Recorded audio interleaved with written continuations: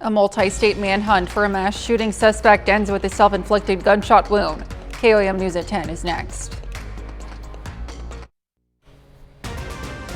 Now at 10, authorities in Allen County charge an inmate with attempted murder 1 week after issuing charges of assaulting a police officer.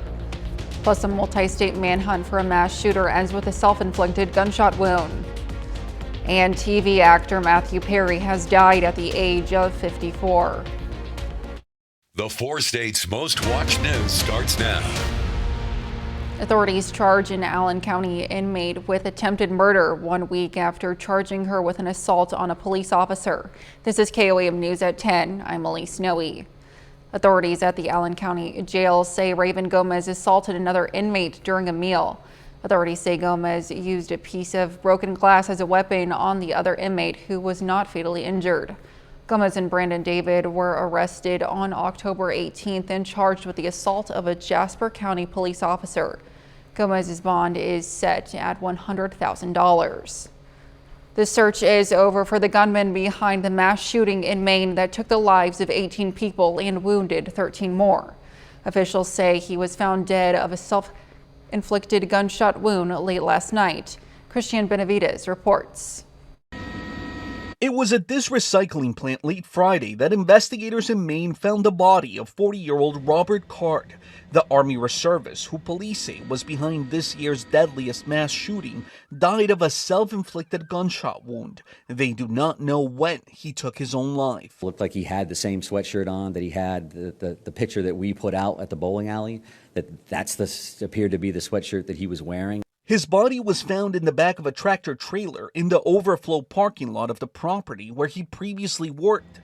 Detectives had cleared the area twice before finding him on the third try. We cleared trailers that are there on that business footprint. Nobody had any idea that across the street, across Capitol Avenue, there's an overflow parking lot. The discovery marked the end of a 2-day manhunt involving hundreds of state, local, and federal law enforcement agents after Card opened fire at a bowling alley and a bar. The victim's family still reeling. Bobby Nichols lost her sister, Trisha Aslin. Somebody that got out last said, Trisha called. She called 911. She was calling to save other people. And I know she would say, I know we wanted to do more, but that's okay. Because we were together. We were together that night, and I'll never forget it. Those who died ranged in age from 14 to 76, including several people who were part of a deaf group of friends playing cornhole at the bar. Christian Benavides, CBS News. Officials are searching for a motive and say the shooter left behind a paper note addressed to a loved one with a passcode to his phone and bank account information. Tonight, a candlelight vigil is being held in Libson Falls, Maine for the victims. Actor Matthew Perry has died. Sources tell the Los Angeles Times police found the Friends actor dead in a hot tub at his Los Angeles home on Saturday afternoon. The sources did not cite a cause of death, but said foul play is not suspected. Police are investigating. Perry was best known for his role as Chandler Bing in the long-running sitcom Friends. The 54-year-old wrote a memoir last year that detailed his off-screen battle with alcohol and pills. Perry wrote that he went to rehab more than a dozen times and underwent 14 surgeries related to his drug use. Chris Warner joins us for a first look at weather. Yeah, it was a cold, dreary, wet day across the area. We've got a cold, dreary, wet night and a cold and dreary, wet Sunday ahead of us as well. Earlier today, our camera on the Cornell Complex in downtown Joplin, rain covering that lens, clouds out there, wet roadways, and it was chilly for sure. Skywatch Storm Tracker earlier in the day, we had showers, even a couple of thunderstorms rolling through the area with some heavy rain across the area. Out to the north and west, showers and storms out there, and more of those are on the way. Take a look at our temperatures over the pass. Our average high, by the way, 66. Nowhere near that. There's no averages on here at all. We were up near 80 toward the end of last week. We're going to be in the low 40s for next week. So cold temperatures, they'll continue to fall through the next couple of days. Showers will continue again with us through tomorrow. And we'll start to warm up a bit toward the end of next week. We'll have a full look at your forecast here in just a few more minutes. Elise? We'll see you soon, Chris. For some people, Halloween means tricks or treats and recreational vehicles. Last night, Wade's RVs hosted the RV and Treats event. RVs were decorated for the Halloween event, not to mention loaded with giveaways and lots of candy for the kids. This family-friendly event also featured a pet costume contest as well as a prize for the best decorated RV. Calypso Scuba also got into the holiday fun with an underwater pumpkin carving event. Today, participants were invited to bring a cleaned out pumpkin and carve it in the pool, and yes, there were prizes. After digging into some pumpkins, everyone was invited to dig into the gruesome graveyard buffet. There was no charge for the meal, but donations were encouraged as the proceeds went to a very good cause. This year, the money was donated to Charlie 22, a nonprofit that helps end veteran suicide. One area animal shelter also brought Halloween fun to the whole family, including four-legged family members. The Joplin Humane Society Adoption and Resource Center hosted the Howl and Scream event today. Families were invited to come out and trunk or treat thanks to area businesses and organizations. There was also tricks and treats along a walking trail, raffles, games, prizes, and more, including special treats from our friends at Starbucks. It definitely does have an impact. This event has been bigger and better each year. You know, last year I think we had 600 people come out. We're expecting at least that many people this year. I get to judge the outfits. Give me one of the judges for the kids' outfits because it's so neat how much creativity and everything they put into their animals. So it's a really good deal. See, my smiling face is just short supply in today's world. The Joplin Humane Society is at 140 East Emperor Lane in Joplin.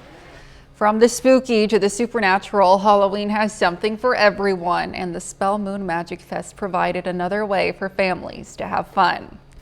Families could come out to the Little Sugar Farm in Jane, Missouri today and enjoy such witchy workshops, including broom making, smudge stick creating, crystal and stone whisperer, herbalism demonstration, and solve making. Magical sessions included hypnosis, moon movement, and even a mystical magical photographer and a tarot reader. There was also a witch and a warlock hat contest. Well, it just started, but I think it's going to be like we have our lounge area. Oh, and we have Whiskey Menders who's singing this evening, which is awesome. She's a local musician, and we're super excited about that. But you know, it's been just seeing how many people have really looked forward to this event. The Spell Moon Magic Fest wraps up with live music and a closing of fire circle. Coming up, PSU hopes to make homecoming a time of celebration. Could they continue their undefeated season in front of the hometown crowd? John has the answer in sports. But first, what would Halloween weekend be without a trip to a spook house? Prepare yourself as we take you inside the notorious Waco Schoolhouse. Weekday mornings on KOAM News Now. One call for every project. As Halloween creeps closer, it's time to get in all the spooky fun before it's too late. Tonight, we step into the world of terror at the Waco Schoolhouse Haunt. I had the chance to go behind the scenes and learn more about the terrifying world within. Brace yourself for a chilling exploration. Waco Schoolhouse Haunt stands out as one of the most hauntingly iconic spook houses in the four-state area. The historic schoolhouse in Asbury, Missouri, dating back to 1934, found a new life in the hands of brothers Jason and Brian Wren, who reopened its doors 11 years ago. My brother's birthday is the day before Halloween, so we talked about it for years, going to all the different spook houses around the areas, and then one day we decided we're getting too old, we better do it now. The Wren brothers transformed this once abandoned building into a living nightmare, attracting hundreds of thrill seekers every October. To work on it all year long. We change a lot of stuff up every year. Every couple of years we do major renovations. It takes a lot of time. You come in and you start with a blank slate and you just get ideas. We're on the internet all the time looking at things, and you make things up. Some of their masks and prosthetics come at a significantly spooky cost, with some even reaching $1,000. When we grew up, there was trash bags and just all black rooms. We have lit rooms, very well Hollywood type sets that we consider them, and then we spend a lot of time over here. The Spook House boasts a dedicated crew featuring dozens of actors, including makeup artist Megan Stanley, who has been a part of the Schoolhouse Haunt team from the very beginning. I love it. I love it. It's definitely an adrenaline rush for you when you walk up behind someone and they're just completely scared, especially the ones that drop to the floor. Well, now that you've had a chance to take a look behind the scenes, it's time to go on a journey through all the spine-tingling screams. My producer Peyton and I had the opportunity to walk through the haunt and witness the horror firsthand. I can't do it.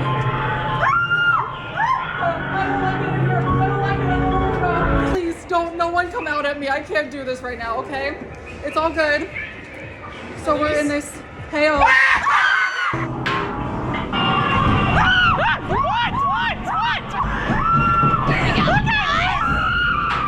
It's safe to say the Wren brothers and their crew did more than just give Peyton and me a successful scare.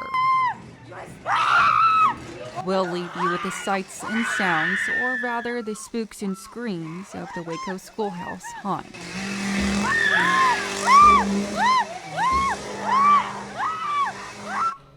Tonight is the last night the Spook House will be in operation for this year. We'll soon have extended cuts from our visit at the haunted house on our website, KOAMnewsnow.com. A little later, the city of Nevada, Missouri celebrates its first annual Fall Festival. Thursday, November. New carpet installed in just one day. I like it.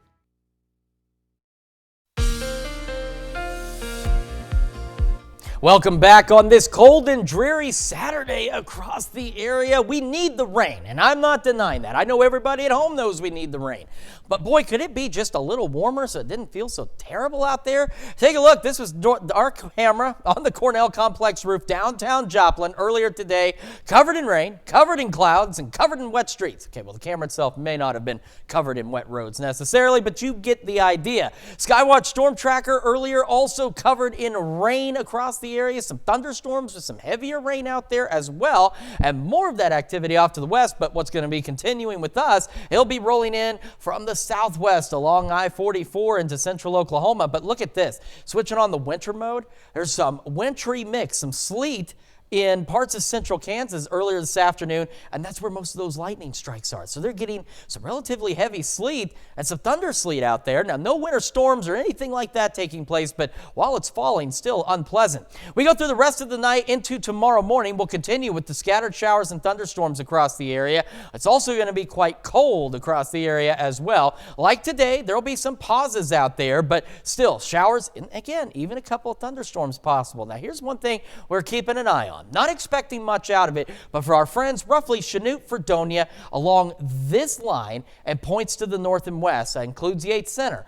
A brief transition over to a wintry mix is going to be possible because temperatures will be falling through the day and they're going to fall a little faster out to the west. So while no major accumulations, really no accumulations at all in terms of wintry stuff are expected, could lead to some slick spots on the roadways. So do be aware of that out in parts of southeast Kansas. The rain, of course, will lead to slick spots in general, but could be a little slipperier up in the northwest and southeast Kansas. We go into Sunday night. The last of the showers and thunderstorms are rolling out of here, and temperatures are going to fall back behind that. So again, especially out in southeast Kansas, do watch out for the possibility of some freezing of the rain on the pavements. Watch out for black ice as we go into our Sunday and then into our Monday morning commute. Rain chances next 24 hours definitely remaining high in our 7 to 7 tomorrow. We got some 100% chances of rain out there. So rain, couple of thunderstorms definitely in our forecast. We're going to pick up some additional rain. Now remember, the precipitation tracker, it's adding to what we've already seen. So this isn't a storm total accumulation, but it's adding to. So anywhere from 1/4 of an inch, 1/2 an inch, upwards of an inch, maybe even upwards of a little over an inch out there of additional rain between now and end of business for us on our Sunday. So for tonight, 41, a straight thunderstorm, north breeze 5 to 10, gusting to 20. I'm so used to moving to one side side or the other. I just am going all over the place. Now tomorrow, though, we start at 41 early. That high is going to be about 2-3 o'clock in the morning. It'll hover there for a bit, and then temperatures will gradually fall through the day. North breeze still out there, gusting upwards of 25. Cold conditions continue. Low 40s again Monday. Overnight lows into the upper 20s, even the low 20s by Halloween. So Halloween, if you're trick-or-treating, keep in mind it's going to be pretty darn chilly late at night. High only 43. But again, as we head toward the second half of next week, temperatures do begin to warm up a bit. We'll go upper 50s, upper 60s, even some low 70s out there. So just a few days of really cold weather, and then finally temperatures begin to warm. Elise? Thanks, Chris.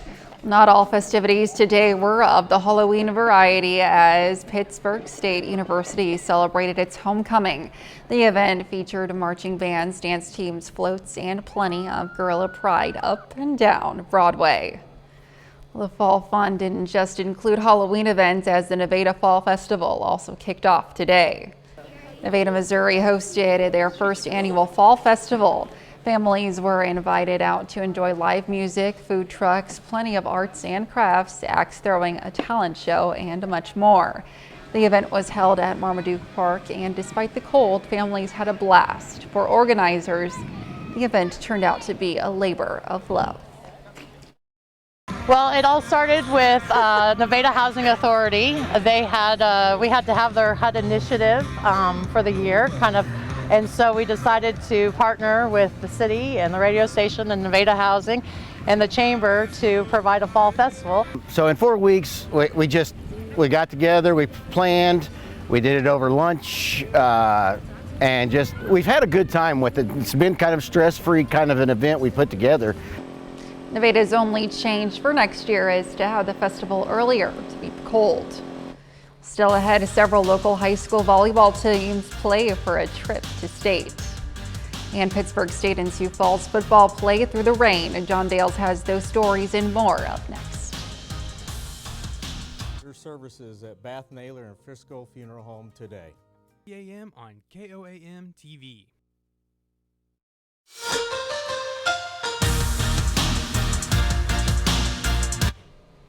Pittsburg State is celebrating homecoming this weekend, and from a parade to special festivities for students, no homecoming weekend is complete without a home football game, and the Gorillas are trying to stay undefeated.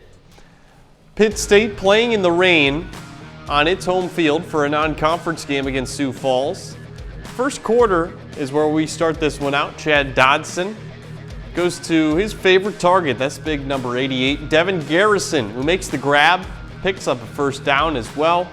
Sets this up later in the drive. Little motion in the backfield. That's the tailback, Antoine Squire, taking the direct snap and barreling into the end zone for a touchdown. 7-0 Gorillas. Next Pitt State drive, Cleo Chandler takes the handoff, bounces around the edge.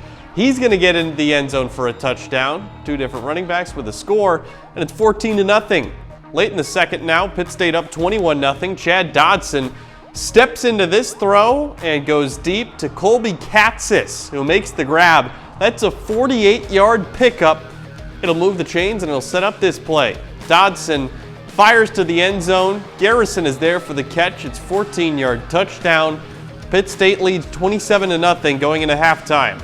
So in the second half, second play of the third quarter here, Dodson hands off to Squire, and he's off to the races again. A little bit more running room for him this time. 61-yard touchdown. Gorillas go up 34-zip at that point. Pitt State goes on to win 55-6 and improves to 9-0 this season. Just really good overall team win. Thought everybody was really dialed in. We had a good week of prep. Just came out, did what we need to do. Offense did well, defense did well. We're gonna learn from it and get ready for next week. I'm proud of how our team worked this week.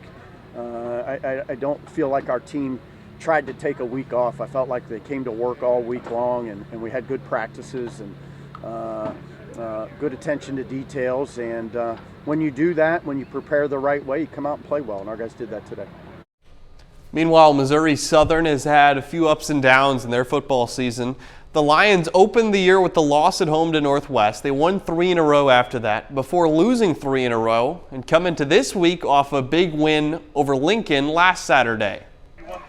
Cold and rainy in Joplin as well. Lions hosting number 15 UCM. 0-0 the score here. Lions punt it away, and this ball looks like it's touched by a UCM player there. That would mean it's a live football, and the Lions recover. However, the officials say no, the Mules didn't touch it first, so it's going to be UCM ball. After that, the Mules go right down the field. This is QB Zach Zabrowski, who calls his own number, down to the 1. Next play, hands it off to Weston Bridges. He gets into the end zone for a touchdown. It's 7-0 UCM. Rain would pick up later in the first quarter. Now 14-0 UCM. Jaden Stoshak makes the catch here, but the elements affecting him loses the football. Initially, he's called down by contact, but they review it. They call it a fumble, and it's going to go back to UCM. They know just what to do with it. Give it to running back Marcellus Hawkins. He breaks a few tackles and gets into the end zone. That makes it 21-0 Mules.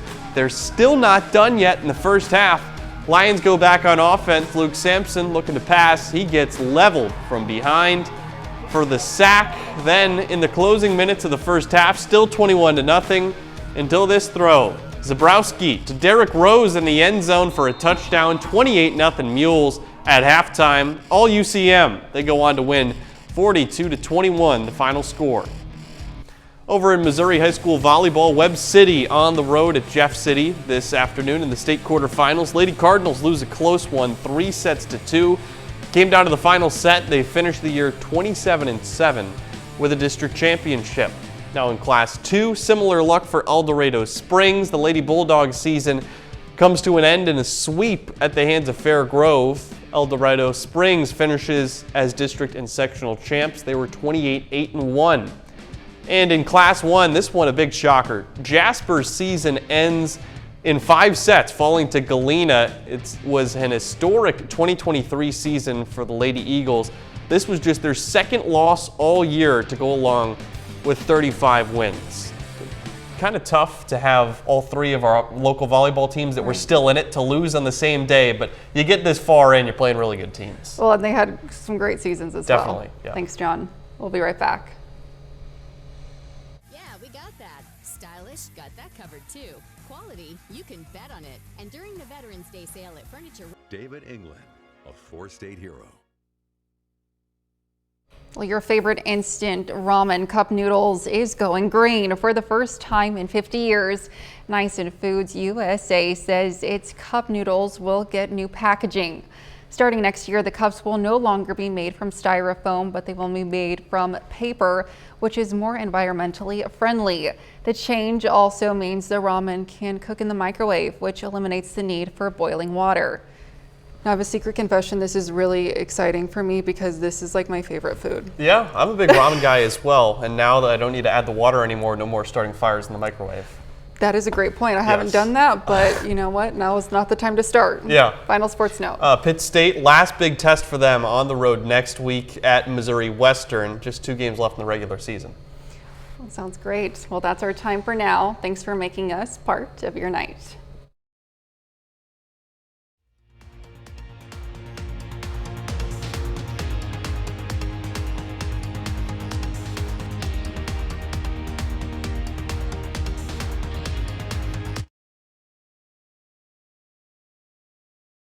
Get the idea. Sky